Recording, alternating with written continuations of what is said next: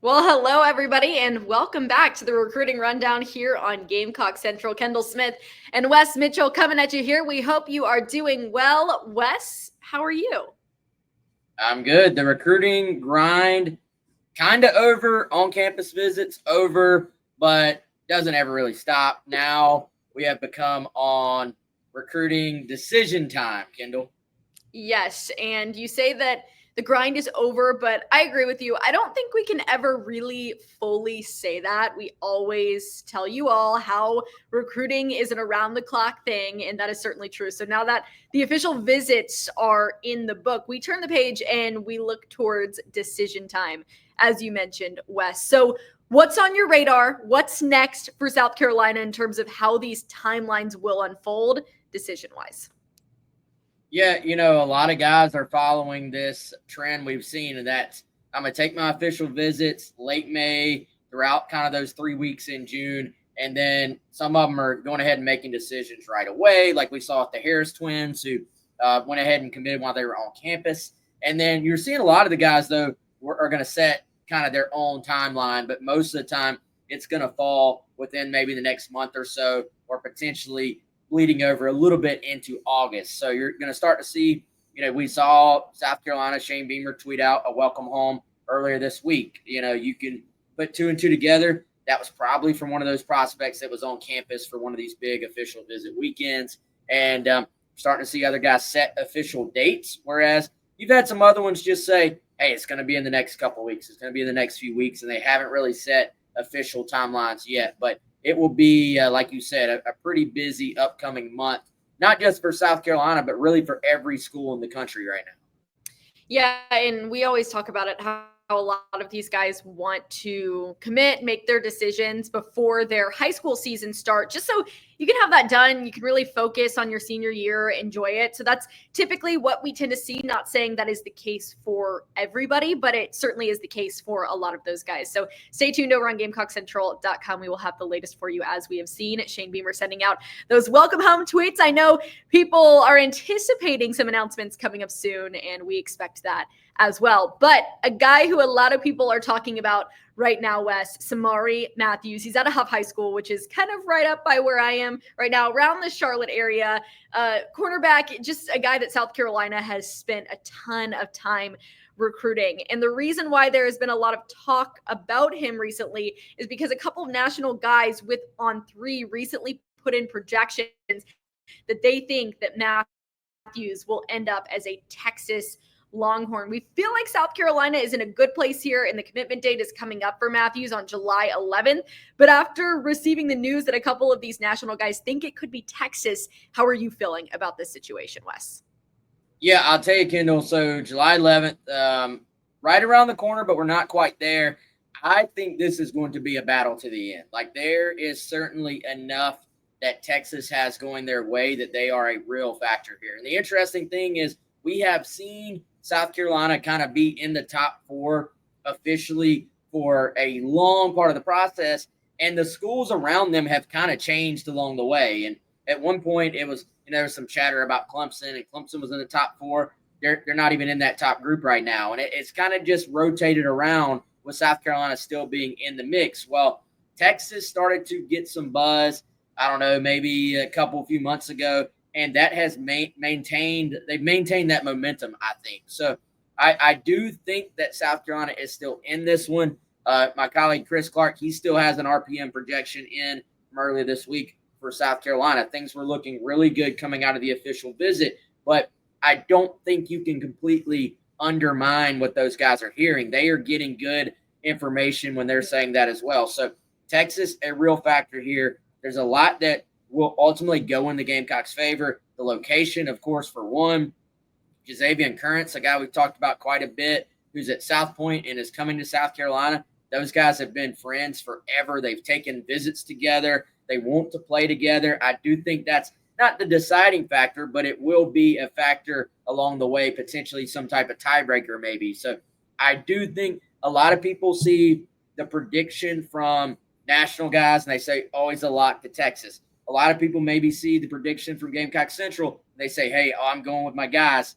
He's a lock to South Carolina. Kendall, I legitimately don't think any of us are going to know until we get a little bit closer to the decision day. And even then, it might be the actual announcement when we find out. But certainly one, we talk about big boy recruiting battles all the time, Kendall, how they can waver back and forth, how it's going to be very, very close. I do expect this one to go right down to the wire.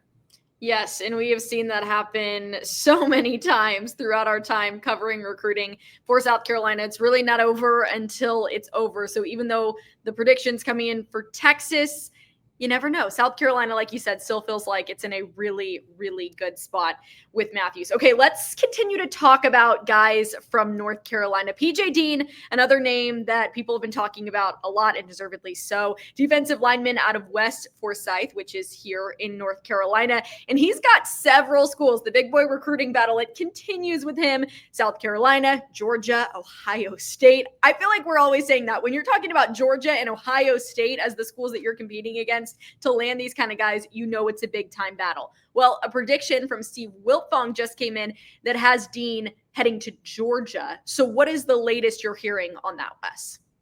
Yeah, and I believe when we were talking about Troy Pikes, the transfer defensive tackle, it was South Carolina, Georgia, Ohio State for a portion of that recruitment. And so like you said, two big boys there. Don't expect it to be Ohio State. He did take an official visit there. I think both sides have kind of moved on. And it has come down to Georgia, which is a school that his brother actually went to. Now, his brother is in the NFL now. He's not at Georgia anymore. So they do have some ties, but it would not be a situation of him going to play with his brother.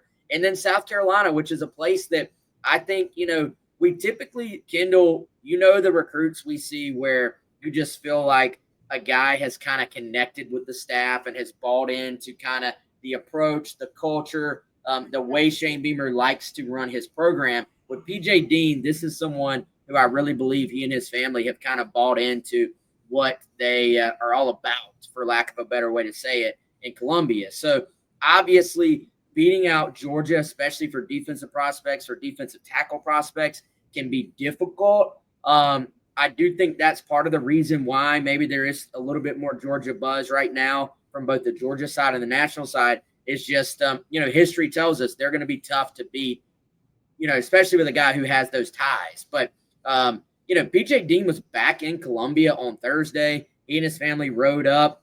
That was not a required visit. That was not an official visit. He was done with all of his officials. This is not a kid who's taken like 10 official visits. He literally took 3 official visits, and was like, I'm going to make a decision, kind of low key. Doesn't care about all the flashy stuff.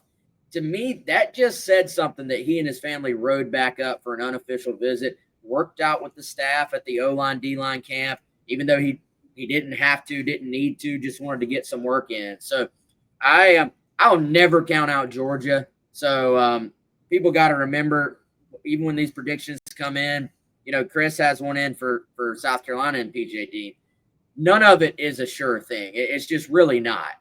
But I still kind of like where South Carolina sits. Like we could publish this and we could hear something different in the next 2 hours. But, I do think South Carolina has done really, really good work making him and his family feel comfortable, and should feel good. I honestly probably feel a little bit better even maybe about him than I do about Samari Smoke Matthews. I think Matthews could turn 2 or 3 times before we get to that July 11th.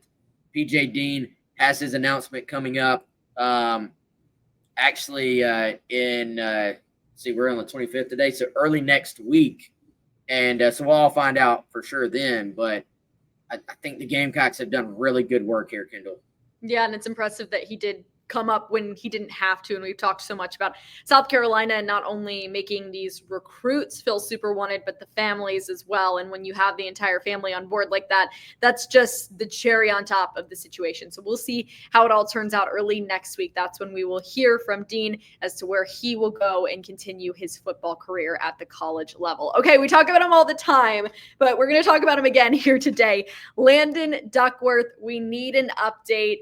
He's a 2026 guy, quarterback from Jackson High School in Jackson, Alabama, and he has been a massive target for South Carolina throughout this entire recruiting process. He went on an unofficial visit this past weekend to South Carolina, Wes. So where do you think the Gamecocks are in this process with Duckworth? Yeah, I still like their position, Kendall. I think the one question now is like, all right, when is he going to make a decision? It's been talked about that it would probably be next month. I do know there was a little bit of hope, certainly from the fan base, maybe from inside that building too, that maybe he would go ahead and commit while he was on campus over the weekend. That visit went great. It went as good as it possibly could have without him actually going ahead and pulling the trigger on a commitment. So I think it was important to go ahead and get him back on campus. He had visited Auburn again. It's down to those two. I also think it is noteworthy. Auburn this week offered another 2026 quarterback. So I think for one, that speaks to maybe a lack of confidence in the Auburn camp about where they are with Landon Duckworth. And I think for two, if I am Landon Duckworth, I'm looking and I'm saying, all right, I'm South Carolina's guy. Like, he is the only quarterback they're recruiting right now for the 2026 class. He's the one they want. Auburn has obviously taken a little bit different approach to that. So I think on both sides of that, both in terms of the recruiting pitch, but also in terms of what does it tell us about how Auburn feels, I think that's a good sign for South Carolina. Still think the Gamecocks are in good shape here. I think, his mom was on the visit this time as well. I think that was important too. So it's just about getting to the finish line. And he clearly, I think, is very high on South Carolina. It's just a matter of can you get there with a guy whose recruiting process really has just taken off since he initially committed to South Carolina way back in 2023. So this would be a true full circle moment where, a guy commits early, decommits. You kind of think, well, he's going to end up elsewhere. And it just really might go completely full circle here for Landon Duckworth. And he would be, as we've talked about, a fantastic pickup for South Carolina.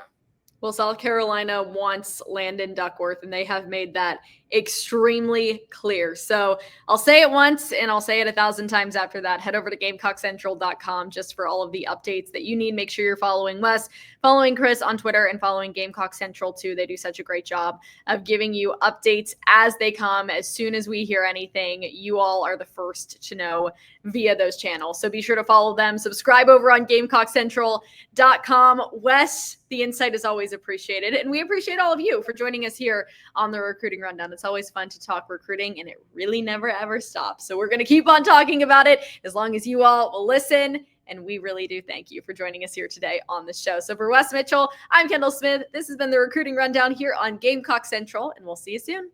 Bye.